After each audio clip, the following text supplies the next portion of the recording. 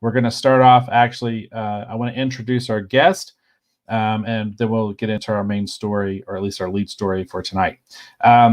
Ed Harris is here. He's graciously agreed to contribute to the digital magazine we're going to be putting out later in the year. Ed is going to be our original comic book art collecting expert.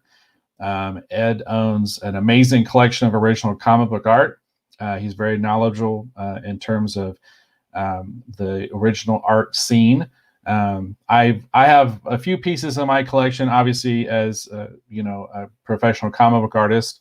I'm a little versed in it, but I always enjoy my conversations and discussions with Ed when it comes to comic art collecting. And so if you're interested in getting into collecting original comic book art, or it's something that you're curious about, Ed's going to be contributing to the magazine and kind of helping to kind of point you in a direction and help illuminate all of us with this really, truly fascinating hobby. It's an interesting way to get into collecting art in general, and I highly, highly recommend it, especially if you can find a piece that connects with you, that's important for you personally, a favorite story that you've liked or a character that you love. It's always kind of fun to have a piece of original art that connects you even further with that thing that you love. So thank you, Ed, for being here on the show.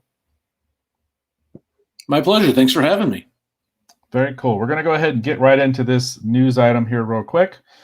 I'm going to pull it up here on my screen. So this is interesting. This broke a couple of days ago, and I thought it'd be really, really interesting to have Ed on the show to talk about it. So what we have here is this comes from justcollecting.com. And what it says is the first ever Flash Gordon comic strip is set to auction at Profiles in History. They've got an image here of the page. It says the first ever Flash Gordon comic strip was drawn by Alex Raymond in 1933, and it is heading to auction, having been rediscovered more than 80 years, I'm going to add, later. Raymond's original artwork for Flash Gordon #1 has been described as the greatest find in comic art history and could sell for more than $500,000 at Profiles in History next month. This vintage pencil and ink illustration, signed by Alexander Raymond, beside #1 in the lower left panel, and is also marked Flash Gordon page 1 by Alexander Raymond in the top margin. So Flash Gordon remains one of the most famous and influential works in science fiction history, and inspired generations of artists and writers, including George Lucas, who of course created Star Wars, and Gene Roddenberry, who created Star Trek. So this is a very, very important piece of comic book history, art history, pop culture history. I was describing today that you have to think of Flash Gordon as the tributary from which, Star Wars and Star Trek and all these other things, they flow from Flash Gordon. So we've done quite a bit of coverage of Flash Gordon, actually, in the Studio Retro Retrospective show, reviewing both the original Filmation animated film as well as the Filmation animated series, both of which were enjoyable high points. The animated film possibly being one of the best of its kind, in my humble opinion. So tell me, Ed, had you heard about the fact that they're going to be auctioning basically the first ever Flash Gordon comic strip? Honestly, I've had my nose buried in work for the last month or two, so I'm a little behind on what's going on in the comic art scene. But I did see the article, and I did read up on it at a couple different locations. I've actually got a relatively decent full res scan of it that I've looked at. It's very interesting, just to say the least. Just the panel transitions and stereotypes that are thrown in there for the time. It's a great piece. I'm surprised it's in such good condition, to be honest. It's interesting too, because I didn't get it. I scanned this article, but I didn't delve too deeply into it. But at one time, I had actually heard some rumor that when Al Williamson took over drawing the Flash Gordon comic strip, that King Features basically gave him a bunch of Alex Raymond original art that basically they felt like they had no use for. And a lot of actually original Flash Gordon art at one time was actually in Al Williamson's collection. And I've heard that rumor from a couple different people over the years, but I've never had it substantiated that it was actually true. But this is an amazing find. So tell me, as an original comic art collector, do you think that the estimate that they're giving sounds about right? Do you think it could maybe go for $500,000? I mean, I see the significance and the importance of it, but to me that seems like it might be a little high, or maybe I am misguided. I think it's all perspective. I mean, like that Fritz the Cat Crumb piece was 1.2 million, I think. There was a Frazetta that went for a ridiculous amount of money several months ago as well. I think there are some deep pockets in the collecting community, some very, very non-public purchasers. Like, I don't know anybody who's just laying around with $500,000 that can throw at this, but it is the first strip. It is in good condition. It's fully intact and it's signed. I think the only possible negative that might impact this is just, stock market in general is down right now. That's true. Depending on, how timid people are, but it might be a good opportunity for somebody to pick up something because other people will be timid in trying to purchase. Trying to think how I can explain this. Flash Gordon was originally geared towards like kind of a competing market with Buck Rogers. Yeah. So Buck Rogers had come out maybe like, I want to say 5 or 6 years earlier. And it's definitely interesting. I think it went till 2003 or 2006, so it definitely had the longevity of a comic strip. You don't really see a lot of Buck Rogers. I mean, I grew up in the 80s watching, like Gil Gerard and, Miss Gray. Yes. Bitty bitty. Yep. But I didn't have the historic exposure to like some of these comic strips. I find now that I'm in my 40s, I'm purposeful cough there. So I'm looking at older historic pieces. So like I read a lot of old Dick Tracy. I read a lot of Winsor McKay. I read a lot of just old strips, like all the old Superman strips, just like the cartoon stuff. It was a simpler time, and it's not as complex when it comes to the visuals, but the visuals that are there are super, they're detailed. I mean, if you look at I think it's like the seventh panel there, second row down, the biplane. Yeah. I mean, if you just looking at that plane, it just it looks so much smaller than it probably is. But you've got like all that, like the flash coming off there, and then the line work, and then the panel right before that where you can see where they're talking about Buck Rogers and how he's a Yale graduate and world champion polo player. Just the ridiculous detail like that gets thrown into that. But I also want to know what airline that is, because those are some roomy seats. Yes, that's true. The last time I remember, I think you could have fit like 6 people in that space right there. Right, that's true.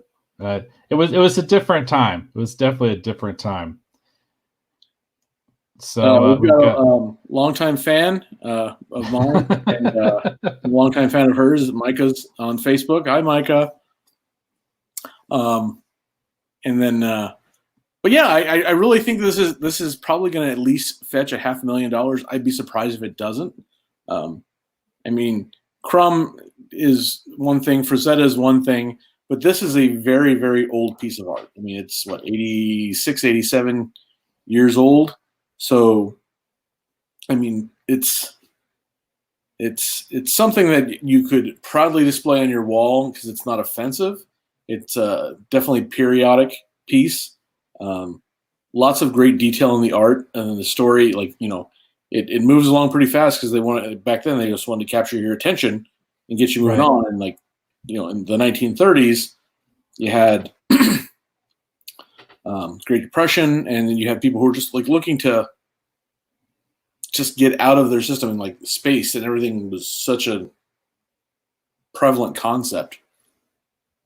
Yeah. So I think It's interesting too, because actually looking at this piece, I can see I am influenced by a lot of the classic illustrators and comic book artists, and I was just noting because I mentioned earlier, people who comment, thank you for commenting, and you're being entered into a drawing to possibly win this original art sketch card. And what's interesting is I was looking at the backgrounds and how they're handled, and you can see I was doing something similar with the feathering and the kind of light effect actually in the background of this card. And I learned this kind of look, this kind of explosive effect from a lot of these classic comic strips. And you can actually see several examples in this Alex Raymond original. It's all right there. So I also think that the perspectives are a lot different than you find in modern comics. A lot of modern comics are geared towards um, just big splash pages and upfront kind of bombastic imagery. And here you've got a lot of subtlety. I mean, there's some action like in the bottom left panel, like where they're parachuting out, and well, not the bottom left, but the third row down. yeah, They're parachuting out, the plane's crashing. Above there, you've got the scientist who's got his giant telescope in the background with a light, and just, I mean, the detail alone is phenomenal for such of the time, because I feel like I feel like the angles are just so much more realistic. mm-hmm. Like you could walk up on the scene where he's pulling the parachute.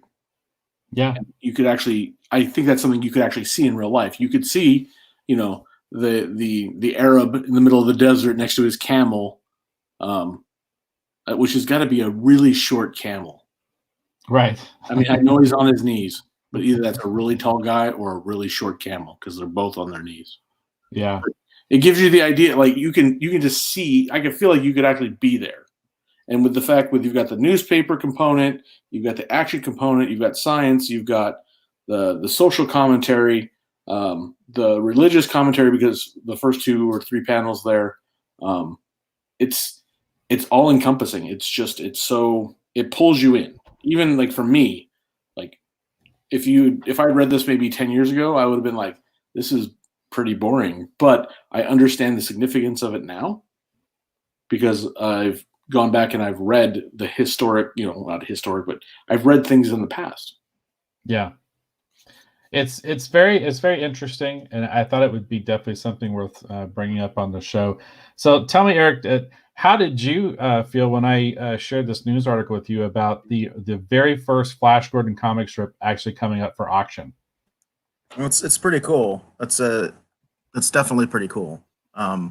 Obviously, this character has influenced so much science fiction. I have a little image here of one of the first screen adaptions of this particular work. See that there? Oh yeah. Oh wow! This is, of course, Captain Proton, which obviously was inspired by Flash Gordon and Buck Rogers from Star Trek Voyager. But my point is that the influence of the character looms large in all science fiction, and there's just no denying that. I'm also a fan of the the '80s film quite a bit, so it's always been something that I really enjoyed. So but the historical significance of Flash Gordon to sci-fi can't be understated. And there's a lot of artistic importance and influence too when you talk about the emergence of Alex Raymond. Alex Raymond's work on Flash Gordon, and also I think it was Rip Kirby. There's still a lot of creative professionals that consider these, high watershed, like important works still to this day. The storytelling alone in this one page is impressive. It is beyond just the character significance, the story significance in terms of its impact on science fiction. You have the emergence of one of the greatest comic artists who probably ever lived, and the artists who would come on later to work on Flash Gordon. People like Al Williamson, which interesting enough, Al Williamson took over, was doing Flash Gordon. He eventually ended up doing a lot of stuff with Star Wars. It's interesting how these things kind of circle back. Even with the image from Voyager there, it's just terribly interesting. So the importance of this particular page cannot be understated. And for those of you that are watching or possibly listening, now is the time to scour the internet and find high-res versions of this page and save them to your computer. There's a lot of interesting things to be learned from this page in terms of storytelling and technique and rendering. And there's a lot of really great high-res images of this page floating around on the internet. So even if you can't afford $500,000, you can definitely afford to right-click and save it to your computer and have it in your library to reference when you're creating comic book art. So I think that's probably good for this segment, unless, Ed, do you have anything else to add? No, I'm very interested to see what happens at the end of this month. I wish there were a little bit of kind of pre-bidding so you can get some ideas of what's going to happen. But unfortunately, with Profiles in History, it doesn't quite work that way. So they do a lot of great auctions with a lot of high-end pieces. So I can only imagine their clientele is going to be chomping at the bit to get their hands on this. Yeah, I would definitely say that's I could definitely see that. And I wouldn't be surprised if the person or organization or institution that buys this doesn't use that opportunity, kind of as a kind of like a press publicity moment too. I wouldn't be surprised if someone doesn't use that as a, kind of like a publicity press kind of thing. Right. Like if you're in some kind of like tech industry or some kind of aerodynamic industry, owning this and having it in your company, I don't want to say lobby, but somewhere maybe in your president's office, it could really stoke the fuel of your constituents, like your employees and people who want to invest in your company. So it's not necessarily a bad investment, no matter what. Yeah, very cool. Awesome. Speaking of which, if anybody wants to go in, say maybe 1/500th of this with me, we can figure out a sharing schedule and we can try and bid on this sometime. So all right, I'm down. I'm down for that. I can afford that. I can't afford the $500,000. I think I could live with having it for 1 week every 5 years. Well, there you go. Maybe we could start some kind of weird, crowd-funded sharing campaign, so a group of fans can actually own the first ever Flash Gordon. I think that would be epic. I think it would. I have the feeling that by the time everything was said and done, it'd probably set some kind of Guinness Book of World Record too. If someone was able to pull that off, that'd be terribly interesting. Very cool. Very cool. So I think we're going to move on from that. Ed, if you need to go, I want to thank you for being here on the show. If you want to hang around and continue to comment on some of the news stories, that'd be a lot of fun. But if you got to go, I understand. I just want to thank you for coming on and lending us your expertise and commenting on this important piece of original comic book art. It's my pleasure. I'm glad to be here. I'm going to stick around and as long as I can, as long as my battery here will let me, and then we'll catch up on the next episode. Awesome. Very cool. Very cool. So Eric, did you have anything else you wanted to add? No, like I said, you can't really overstate the significance of Flash Gordon to science fiction history. That's the main takeaway I want to put out there. So. Oh, yeah, very cool.